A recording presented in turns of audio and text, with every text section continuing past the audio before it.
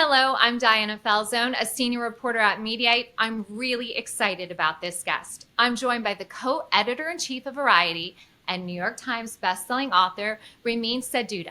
Ramin has a new book out this month, Apprentice in Wonderland, How Donald Trump and Mark Burnett Took America Through the Looking Glass. A behind-the-scenes tell-all of the reality show that vaulted the New York business mogul into a national star and eventually the 45th president of the United States. Thank you so much for joining us today. Thank you so much for having me, Diane. I'm really excited to talk to you about my book. It's already getting so much attention. Every time I look through the internet, there's like a nugget that's coming out. And one of the major things that you were able to do here is you scored several on-the-record sit-down interviews with Donald Trump, more than any other reporter since he left office. How did you do it? So Donald Trump and I talked 4 times in person and then 2 other times over the phone. So a total of 6 times since 2021 for this book. Donald Trump was very excited about this book. His legacy, he believes, a big part of his legacy is The Apprentice.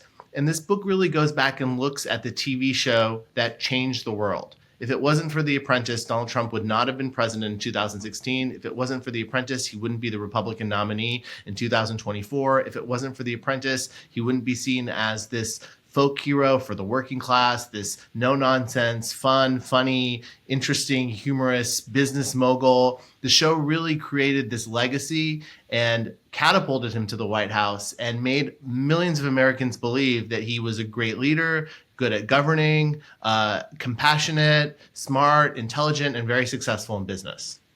When you sat down with him, what was his demeanor like toward you? Because as you know, Donald Trump isn't always a fan of reporters, especially mainstream reporters. So this is the irony, is that although Donald Trump often criticizes reporters and uses reporters as a punching bag, he actually personally really loves attention from the media. And so when I sat down with him, every single time I sat down with him, he would always extend our time together. He was funny, he was charming, he was invested, he was interested, and he really wanted a chance to go back and relive his time on this reality show, which was very, very successful, and also a very happy time for Trump, because while he was on The Apprentice, there was no divisiveness in terms of his image. He was broadly liked by most Americans. He was regarded in a very positive light, and he has very strong, fond memories of what it was like being on the show. Yeah, you just touched upon what I wanted to get into, because you wrote that Trump was the happiest when he spoke about his apprentice days and his crankiest when he recalled his time as commander-in-chief. Do you think Trump even wants to be president again? I think that we talked about whether or not, if he had not become president, would he have gone back to hosting The Apprentice?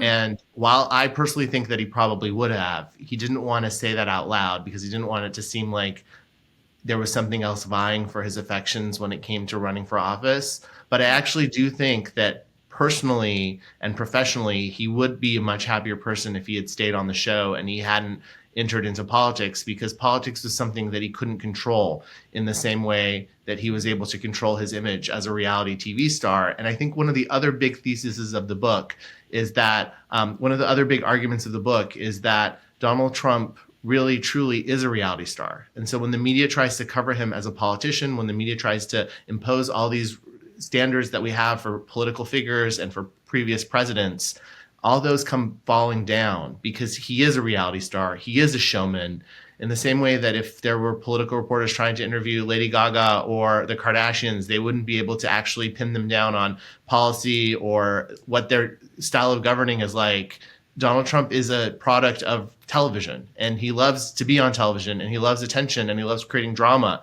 But all these paradigms that we have for covering politics don't necessarily work for him. And all these years later, we still really haven't figured out how to successfully cover Donald Trump. Right. And when you said about drama, right, he's had a very dramatic political tenure. Kind of harkening back to what we said originally, if he didn't have to run again, maybe he wouldn't. Maybe he would like to go back to being a reality star. But what do you believe his motivation is for running again for re-election?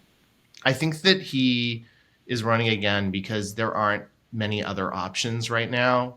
And he committed to running again. He sees the poll numbers. He's encouraged by the poll numbers. Even, post presidency, he looked at the Republican landscape and field, and he saw a path to winning. And I think given the legal troubles that he's in and all the other things that are collapsing around him, professionally, running was the only choice for him. And I think that's why he is running again. And he's doing well. I mean, in terms of polling, he's polling very well against Joe Biden. So I think when looking at the data, it's hard for Donald Trump to sit this one out, given that he was leading in the polls throughout his post-presidency. Did Trump receive a copy of your book? I'm assuming he did. I actually haven't sent him a copy of the book yet. I don't know if Donald Trump is one to read full books. But he was very excited about the prospect of having another book written about him. And he told me that all the books written about him are huge successes. I'm sure. Just like he called himself a ratings machine. Is he a ratings machine? Do you believe him when he said to you, I'm a ratings machine? And he pointed to his interview with Meet the Press. He did. So he was the first interview that Kristen Welker did when she was host of Meet the Press in the early fall. And it was an interview that he wasn't, we spoke shortly after that interview. It was an interview that he didn't necessarily feel was a great interview. He felt that Kristen Welker kept interrupting him, trying to put him on the spot. And she was trying to do a tough interview, but this goes back to the idea that Trump is very, very difficult to interview because he's not going to sit there and actually give you traditional answers as a politician. He's going to give you a show. He's going to try to entertain you. He's going to push back and create drama and create tension and try to be funny and try to do jokes. And so he felt that he was being interrupted and he didn't actually get a chance to speak. And then he went to his favorite line, which is that there's a media conspiracy that wants to silence him. People don't want to hear his point of view. The media is out to get him. But also to your question, yes, he was very excited that Meet the Press won its time slot. And he caught the media in its own hypocrisy, which is that although we are very critical of Donald Trump, many journalists are very critical of Donald Trump and criticize him, they also are in this catch-22 where they need him. And they need him for ratings. And he does have a huge audience that watches him. And so as a result of that, he feels like the media has to continue to interview him and give him a spotlight. And therefore, that is why he is the most popular right now Republican in the country. I want to go back to the beginning of his media career before he entered into the presidency. And it gets a little convoluted here, but Trump called the former head of NBC and CNN, Jeff Zucker, and this is in your book, human scum, and claimed he got him his job at CNN, which Jason Miller, his spokesperson, there's a little back and forth that you mentioned in the book. And just to note, Zucker was at the helm of the Peacock network during Trump's Apprentice days, and he was head of CNN when Trump was the GOP nominee for president in 2016. So you really get into this contentious dynamic between Trump and Zucker, but can you kind of explain that for us here? I think the easiest way to look at their dynamic was that they were on the same, look at it as a reality show, right? So they had an alliance when they were both at NBC in that they were trying to get the largest ratings possible. And Zucker put Donald Trump on TV. He bought the show that Mark Burnett pitched. This was a creation that Mark Burnett, who made Survivor, came up with, took it to NBC. Zucker was running NBC, loved the idea. Zucker was a New Yorker, understood that New Yorkers liked Donald Trump and had an opinion about him, thought this tough talking business person would be interesting to have on TV. And so Zucker greenlit the show, bought the show, and was essentially Donald Trump's boss for the first years of the show. And so Zucker liked the attention. Zucker liked that Trump would say anything. He was brash, he was funny, and he was a reality star. Moved to Zucker running CNN and Donald Trump running for president in 2015. Zucker gave him he aired his rallies. He allowed him to have, again, more screen time because Zucker wanted ratings. And then there came a turning point where it looked like Donald Trump was going to be the nominee and then maybe even the president. And that's when CNN's coverage had to get tougher. And Donald Trump felt very betrayed by Jeff Zucker. He felt as if Zucker was his guy. They were going to work together. He was going to get favorable coverage like he always had on his reality show. And I think all roads for Donald Trump lead back to The Apprentice. And he wants the world to function as it did on his reality show. And when it doesn't, he gets very, very frustrated. And that is one of the major arguments of the book, is that he sees the world as a reality show. And as a result of that, we, the people of the United States, the media, everyone else then become characters in this reality show that he's created. And quite effectively, we go along with what he has done to the media and what he has done to our world. And it's created a very challenging dynamic right now. I spoke to someone recently in the media who said their world now revolves around when Trump decides to wake up and tweet or, go on social or True Social. So he does set the news cycle in a very powerful way and a divisive way. Did Zucker respond to you at all about any of Trump's claims, his rendition that he got a job for Zucker, anything like that? Did he ever get back to you on anything? Zucker declined to comment. So what you're referring to is that Trump told me a story, and he told the story to me 3 different times. He was very interested that he claimed that before Zucker got the job at CNN, he was at a lunch or a dinner with Phil Kent, who was going to make the decision at Turner. He was going to make the decision who he was going to hire as the next president of CNN. And Trump says that he really gave Jeff a sell, said you should hire Jeff. He's a great guy. He helped me on The Apprentice. This is when Jeff had been ousted from NBC. He was the executive producer of Katie Couric's talk show. His career really didn't have a lot of direction at the time. And Trump claims that he helped Jeff Zucker get that job. And Trump really believes that.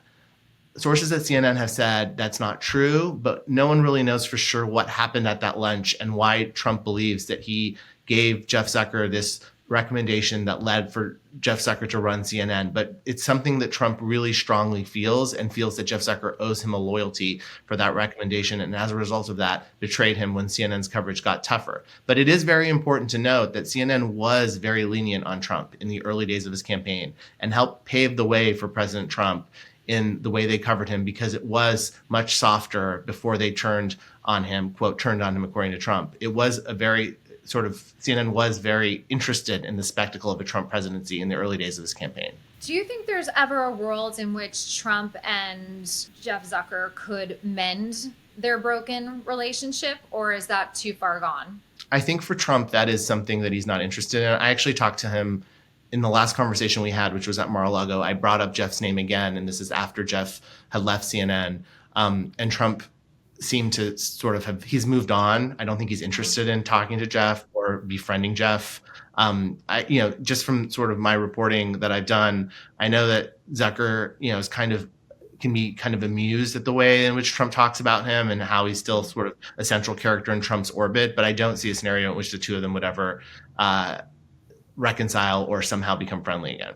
Another stunning revelation that Trump told you is that there was, and I want to be careful how I phrase this to make it more accurate, but that Trump admitted that he lost the 2020 presidential election, and he really hadn't gone on the record before admitting anything of the like. What was that discussion between the two of you? So he said the words, "When I lost the election," on a day that we were watching clips of The Apprentice together in a boardroom in Trump Tower.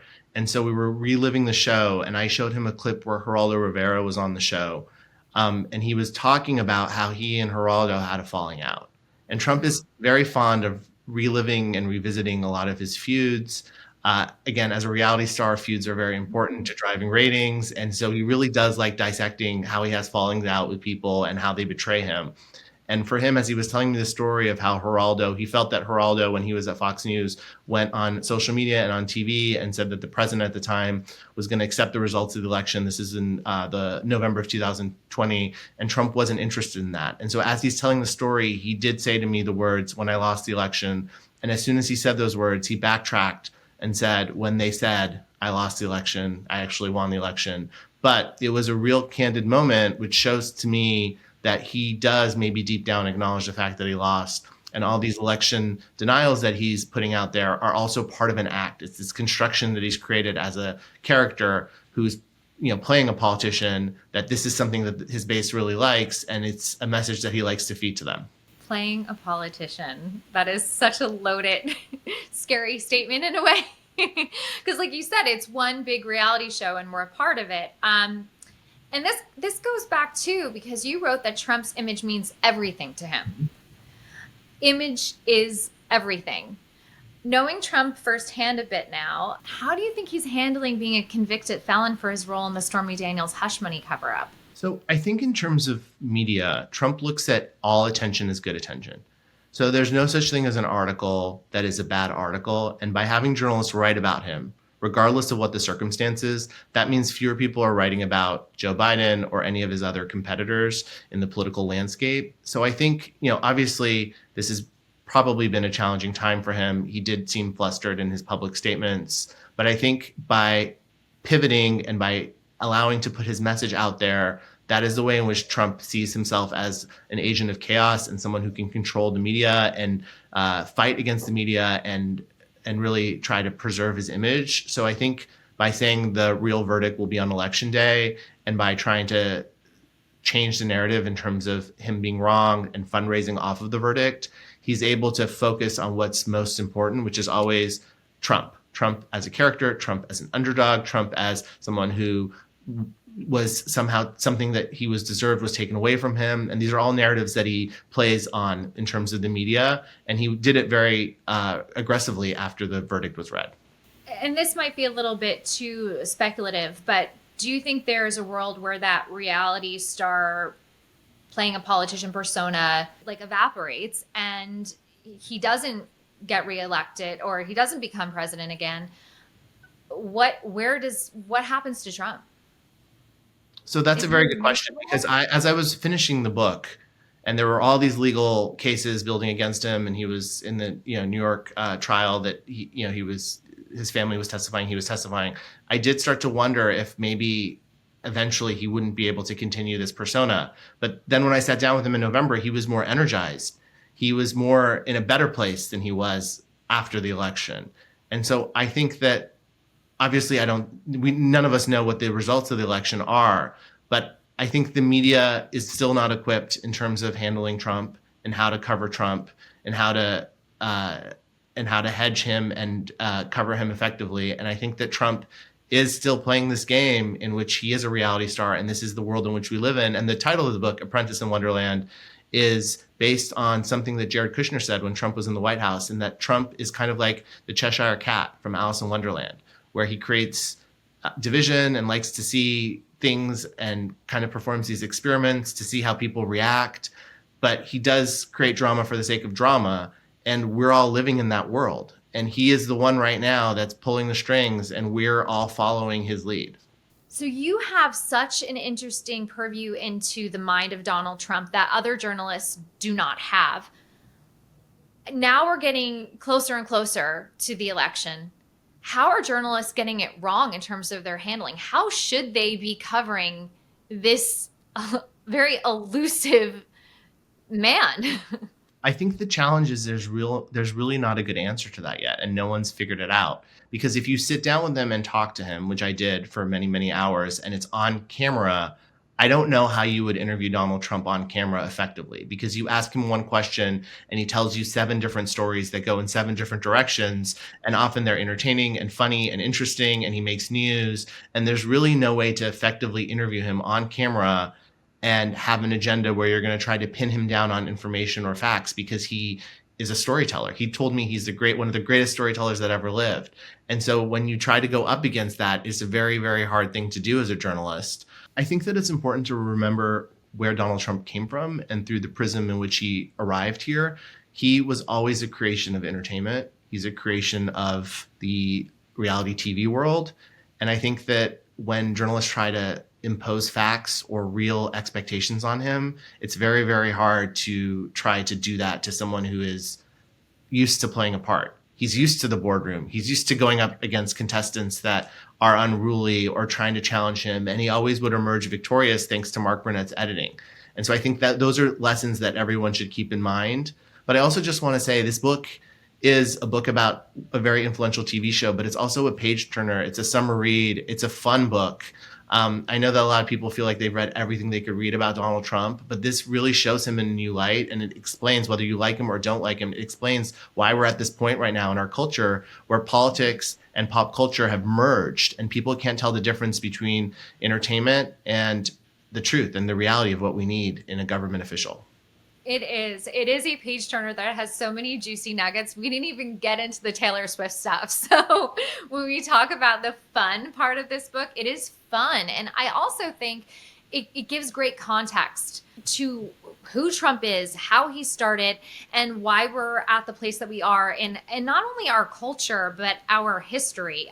These are rapidly changing times, and you're giving a great context to that. So thank you so much. It's been an absolute pleasure speaking with you. Apprentice in Wonderland is out on June 18th and available on Amazon. Thank you so much, Diana. I really love talking to you.